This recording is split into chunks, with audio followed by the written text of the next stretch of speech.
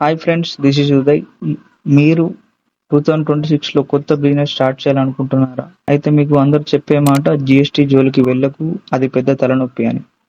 కానీ ఒక బీబీఏ స్టూడెంట్గా నేను మీకు ఒక షాకింగ్ నిజం చెప్పనా?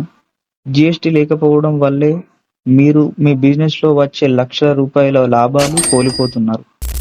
అసలు 2026లో జీఎస్టీ రూల్స్ ఏంటి? మీరు రూపాయి ట్యాక్స్ కాకుండా జీఎస్టీని ఎలా వాడుకోవాలో ఈ వీడియోలో క్లియర్గా తెలుసుకుందాం. ద 40 lakh రూల్, భయం పోగొట్టడానికి. ముందుగా అందరిలో ఉన్న అతిపెద్ద భయం జీఎస్టీ రిజిస్ట్రేషన్ చేయించుకుంటే గవర్నమెంట్కి వేలల్లో ట్యాక్స్ కట్టాలని.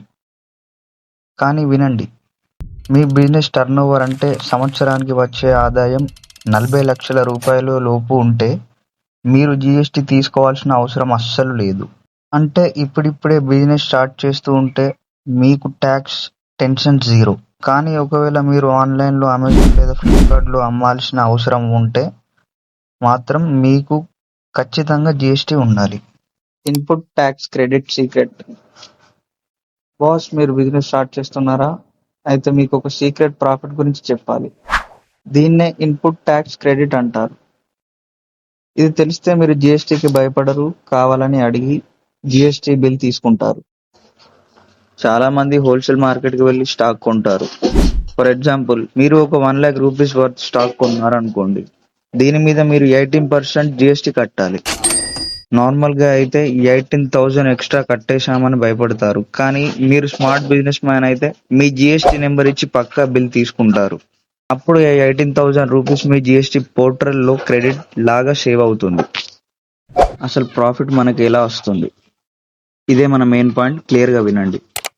ఇక్కడే అసలు మ్యాజిక్ ఉంది. నెక్స్ట్ మంత్ మీరు మీ ప్రోడక్ట్స్ని కస్టమర్కి అమ్మినప్పుడు వాళ్ళ దగ్గర నుంచి జీఎస్టీ కలెక్ట్ చేస్తారు కదా. అప్పుడు మీరు గౌట్కి ఆ ట్యాక్స్ కట్టే ముందు, సార్ నేను స్టాక్ కొన్నప్పుడు 18,000 ట్యాక్స్ కట్టేశాను, సో అప్పుడు ఆ అమౌంట్ మేనేజ్ చేసి మిగతా మాత్రమే కడతాను అని చెప్పొచ్చు. సో మీరు హోల్సేల్లో కొన్నా, ఎక్కడ కొన్నా జీఎస్టీ బిల్ మిస్ అవ్వకండి.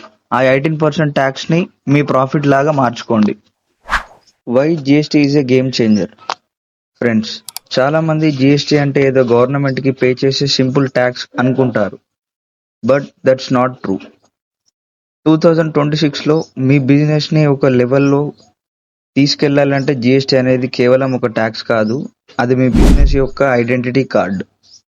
జీఎస్టీ అనేది ఎందుకు ఇంపార్టెంట్ అంటే, సింపుల్గా జీఎస్టీ ఉంటే బ్యాంక్స్ నుంచి మీకు బిజినెస్ లోన్స్ చాలా ఫాస్ట్గా అప్రూవల్ అవుతాయి.